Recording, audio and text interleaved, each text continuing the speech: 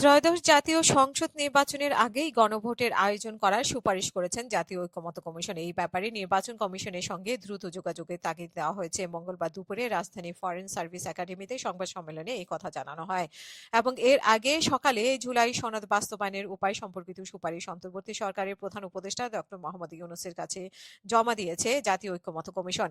আলী রিয়াজ বলেন, আজকেই সব রাজনৈতিক দলকে বাস্তবায়ন প্রক্রিয়ায় সুপারিশমালা পৌঁছে দেওয়া হবে। যেসব বিষয়ে সংবিধানের সঙ্গে সাংঘর্ষিক নয় সেগুলো সরকারি অধ্যাদেশের মাধ্যমে দ্রুত বাস্তবায়ন করার সুপারিশ দেওয়া হয়েছে। তিনি বলেন, সংবিধান সংশ্লিষ্ট বিষয়গুলোর বাস্তবায়নের জন্য ৪৮টি বিষয়ে পরামর্শ দেওয়া হচ্ছে। এখানে একসঙ্গে ৪৮টি বিষয় বাস্তবায়ন জনগণের গণভোটে হবে। আলী রিয়াজ আরো বলেন যে আগামী জাতীয় সংসদের ৯ মাসের মধ্যে হবে সংবিধান সংস্কার পরিষদ। যদি সংবিধান সংস্কার পরিষদে ২৭০ দিনের মধ্যে বাস্তবায়ন না করে তাহলে জুলাই সনদে থাকা বিষয়গুলো সক্রিয়ভাবে সংবিধানে প্রতিস্থাপিত হবে।